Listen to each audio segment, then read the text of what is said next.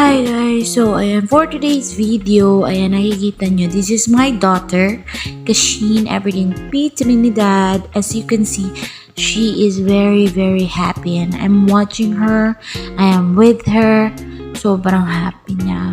At yun yung pinakamasayang araw na nakikita ko siya na masaya, na kahit sobrang kulit, basta nakikita ko siyang masaya, nagagawa niya, nai-enjoy niya yung mga moment, yung pagiging bata niya, nai-enjoy niya lahat ng kasama ko. At gustong-gusto ko, yung feel ko, yung nakikita ko siyang lumalaki, nag-grow, masaya, kasama ko siya. At magkasama kami. And for today's video guys, pinapakita ko yung video na to kasi masaya lang ako nakasama siya. Nag-i-enjoy ako na siya yung nagiging kabanding ko. Siya yung nakakasama ko sa mga food trip na gusto ko. Siya yung kasama ko kahit anong oras, kahit anong moment na kahit wala ako sa mood, sinasamahan niya ako. At siya yung tipo na bata na kahit ano yung mood ko, kahit na bad trip ako, o kahit masaya ako, o kaya stress ako, kahit na tinatanong niya ako kapag mainit yung ulo ko na, bad trip ka? Tinatanong niya ako ng ganyan. Feeling ko siya yung konsensya ko. Kasi tuwing tinatanong niya ako, tapos tinitingnan niya ako, na yung titig na hindi mo alam kung magagalit ka, kung maiinis ka, or gusto mo siyang yakapin, gusto mo i-enjoy yung moment na kasama siya, yung mga oras na gusto mo siyang makasama. Yun yung mga panahon na gusto ko kami lang dalawa. Gusto ko akin lang siya. Gusto ko sa akin lang siya. Gusto ko yung nakikita ko siya. Gusto ko yung nakakasama ko siya. Gusto ko kami lang dalawa. Yung dalawa lang kami palagi. At masaya ako kasi nakakasama ko yung anak ko. Kahit sa anong mood, kahit sa anong oras ng buhay ko, pag nakikita ko siya na masaya, na nakangiti, nakasama ko, at tuwing sinasabi niya sa akin na, Ma, thank you kasi sobrang happy ko. It's parang na-achieve ko yung blessing para sa akin kasi minsan lang mag-thank you ang anak sa isang nanay, at hindi lahat ng nanay nagkakaroon or nakaka-receive ng thank you galing sa anak.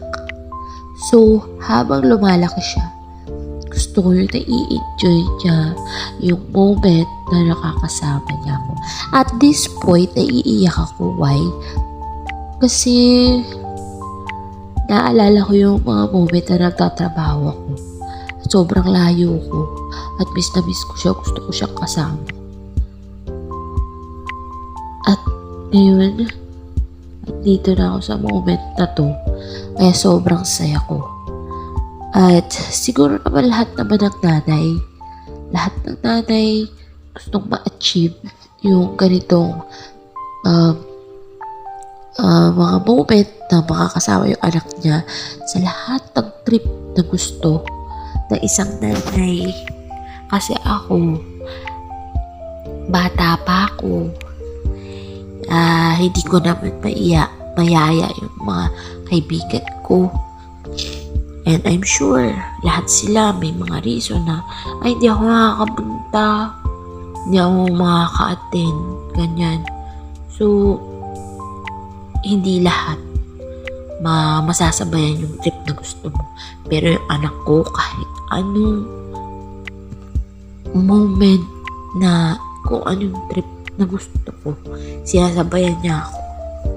At napaka-bless ko sa batang to. Sobrang bless ko sa batang to. Kahit minsan galit ako, yun nga, wala ako sa mood, bad trip ako, stress ako, siya yung katabi ko, pag siya yung kasama at kausap ko, nawawala lahat yung stress. Hindi naman lahat na nawawala talaga totally. Pero, nababawasan pag siya yung kasama ko. Pag siya yung kausap ko. And I'm so lucky. And I'm so blessed. Na sobrang blessed. Sobrang blessed ko. Na siya yung anak ko. Na siya yung biyaya ko. Na siya yung binigay sa akin. At sa lahat ng mga nanay, maging thankful kayo sa kung anong meron kayo. Kasi ang anak, kahit balik-balik na rin mo yan, anak mo pa rin sila.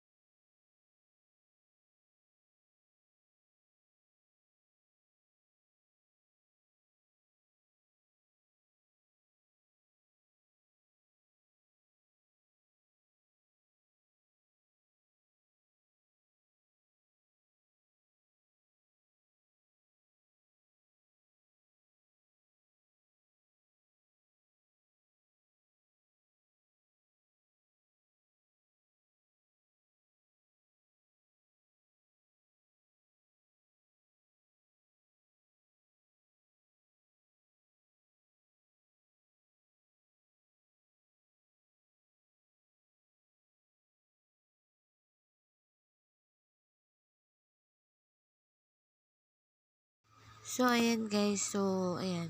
So, nakikita nyo yung video na nakakasama ko siya lagi sa mga food trip na gusto niya, sa pagkain na gusto niya. Lagi kami street foods dalawa. Go lang kahit magkasakit na ako. Go lang ng go sa kumakain kami sa pagkain gusto namin. At nakikita ko siya masaya. Nag-enjoy siya. Why not? Diba? Ba't ko titisin? Bakit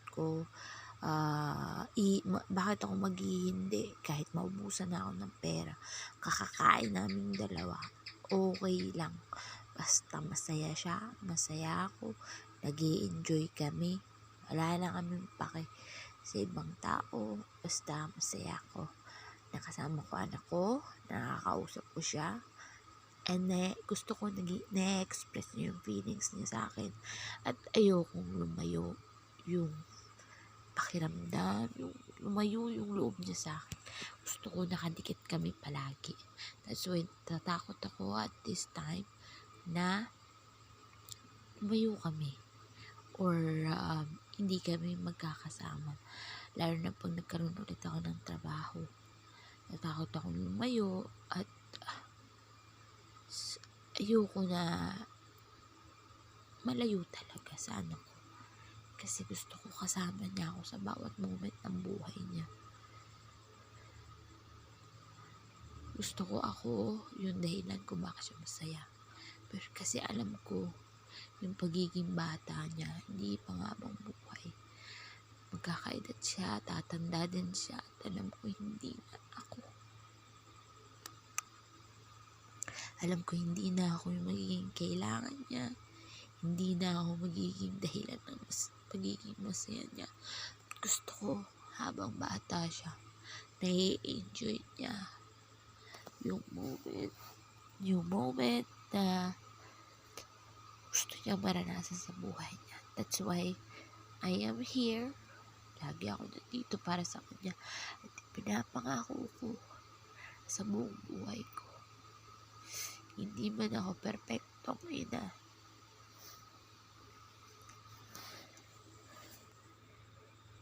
Pinapangako ko hindi ako mawawala sa kanya kapag kailangan niya man ako, hindi ako aalis sa tabi niya. Dito lang ako hanggat kaya ko ibigay yung gusto niya, ibibigay ko. Kahit na wala nang matira sa akin. Yun ko